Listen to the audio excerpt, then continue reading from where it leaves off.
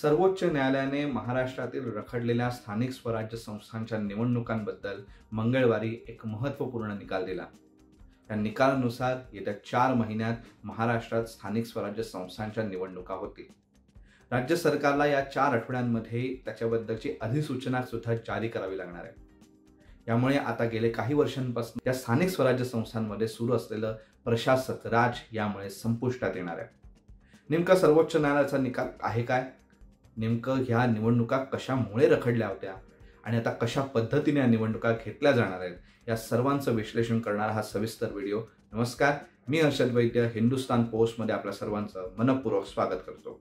आता पहिले बघू या निवडणुका नेमक्या कशामुळे रखडल्या गेल्या होत्या ते. राज्यातील ओबीसी समाजाला दिलं गेलेलं राजकीय आरक्षण सर्वोच्च न्यायालयाने रद्द ठरवलं. या निर्णयाला आव्हान देणारी याचिका सर्वोच्च न्यायालयात अद्यापही प्रलंबित आहे. पण यामुळे राज्यातील सर्वच स्थानिक स्वराज्य संस्थांच्या निवडणुका अनिश्चित काळासाठी पुढे ढकलल्या गेल्या. जवळपास सर्वच नगरपालिका महानगरपालिकांची मुदत ही 2022 मध्ये संपुष्टात आली. सध्या राज्यामध्ये मुंबईसह 29 महापालिका, 257 नगरपालिका, 26 जिल्हा परिषदा आणि 289 ग्रामपंचायती किंवा नगरपंचायत ज्या असतात त्या सर्वांच्या निवडणुका प्रलंबित आहेत. गेली 3 वर्ष सरासरी ह्या सगळ्यांमध्येच प्रशासक राज सुरू आहे. निवडणुकाच झाल्या नसल्यामुळे लोकप्रतिनिधी नाहीत आणि लोकप्रतिनिधी नसणे ही लोकशाहीला बाधा आणणारी गोष्ट आहे, असं सर्वोच्च न्यायालयाने या निकालामध्ये अधोरेखित केलंय. सर्वोच्च न्यायालयाचे न्यायाधीश सूर्यकांत यांच्या खंडपीठासमोर झालेल्या सुनावणीत सर्वोच्च न्यायालयाने याबद्दल एक टिप्पणी केली आहे. निवडणुका हा लोकशाहीचा एक प्रमुख अविभाज्य घटक आहे.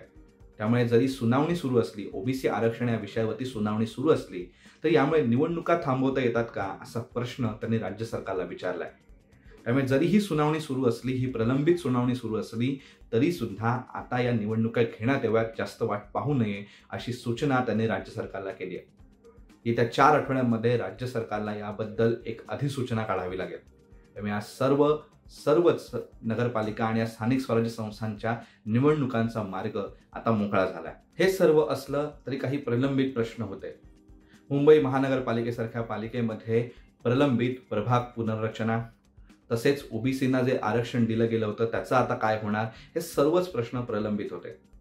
सुप्रीम कोर्टाने आपल्या निकालामध्ये एक स्पष्ट उल्लेख केला आहे की 2022 पूर्वी जी परिस्थिती होती, जशी प्रभाग रचना होती, जशी राजकीय आरक्षणाची स्थिती होती, त्याच पद्धतीने आता निवडणुका घेण्यात याव्यात. त्यामुळे आता या निवडणुकांमध्ये 2022च्या पूर्वीची जी स्थिती होती तीच आता कायम राहणार आहे व त्याच पद्धतीने निवडणुका घेण्यात येणार आहेत. याबद्दल आता सर्वोच्च न्यायालयाच्या निकालामुळे हा सगळाच मार्ग आता मोकळा झाला आहे. त्यामुळे आता राज्यामध्ये पुन्हा एकदा राजकीय रणधुमाळी सुरू होणार आहे. सगळीकडेच आरोप प्रत्यारोपांना रंग चढेल, राजकीय डावपेचांना रंग चढेल.